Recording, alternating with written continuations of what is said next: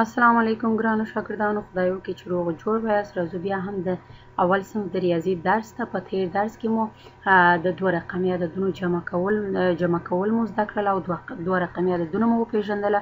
نن راځو ګرانو شاګردانو بیا هم د دوه رقمي عددونو یو څو مثالونه جمع ده به تاسو ته حل کړو. راځو خپل درس ته ګرانو شاګردانو. راځو بیا هم مثلا مشترک کړی دي حساب ووایو ګرانو شاګردانو. یو، دوه، درې، څلور، پنځه دانې لاندې دا یې لس. یو لسی لرو ګرانو شاګردانو، موږ دلته نو لیکو چې شي یو لسی.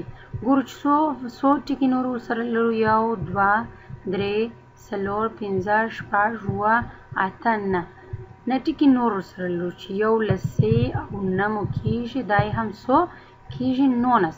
ګرانو شاګردانو ګورو دلته چې یو لسی لرو، دا نور خانې مو خالي دي، نو موږ لیکو چې څه شي خالي موږ یو لسی دلته لرو. دا یې خالي هم یو لسی. ګرانو شاګردانو دا ټول قطرونه د لسیانو خانه دي یا د لسیانو بنډل دي. دلته راځو بیا هم یو لسی لرو. ګورو چې څو نور ټکي ورسره اضافه شوي دي. نور لس ټکي لرو. ګورو چې نور څو ټکي ورسره اضافه شوي دي. یو، دوه، درې، څلور ټکي نور. یو لسی څلور ټکي نور ورسره. څو ټکي نور؟ څلور ټکي نور ورسره چې دا کېږي څو؟ 14 کېږي 14. راځو ګرانو شاګردانو په دا خوا کې هم لس ټکي موږ لرو. نور ټکي ورسره حسابوو چې څو کېږي. راځو حسابوو یې. یو، دوه، درې، څلور، پنځه، شپږ. یو لسی لرو. یو لسی. آفرین ګرانو شاګردانو، یو لسی لرو او شپږ نور ورسره چې دا کېږي 14. ما تاسو ته ویلي وو چې د دوی ټول اوله خانې چې دي یویز یویز یویز یویز په نامه سره دي. د څه په نامه سره؟ یویزې خانې. د یویزې خانې په نامه سره. نو دلته لیکو یویز.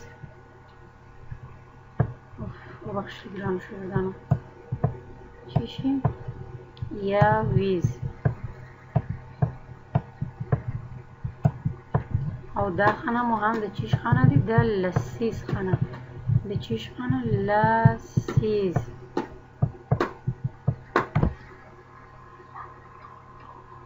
دا خانه مو هم د چیش دی؟ د لسیز.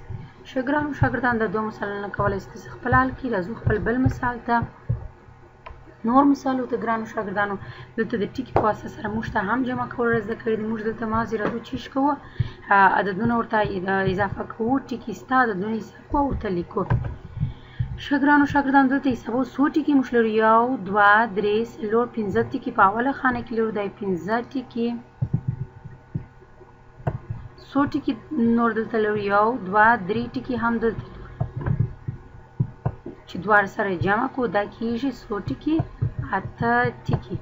دغسې ګرانو شاګردانو راځو دا بل مثال ته مو یو ټکي دلته لرو، یو ټکي دلته. دا یې په اوله خانه کې دوه ټکي، په دویمه خانه کې هم دوه ټکي دي. نو چې دواړه سره جمع کړو کېږي څو ټکي؟ کېږي څلور ټکي. څو ټکي؟ څلور ټکي. دغسې ګرانو شاګردانو په دا نورو خانو کې هم کولی شو چې موږ څه شي وکړو؟ دغه ټکي څخه استفاده وکړو. مثلا یو، دوه، درې، څلور، پنځه، شپږ.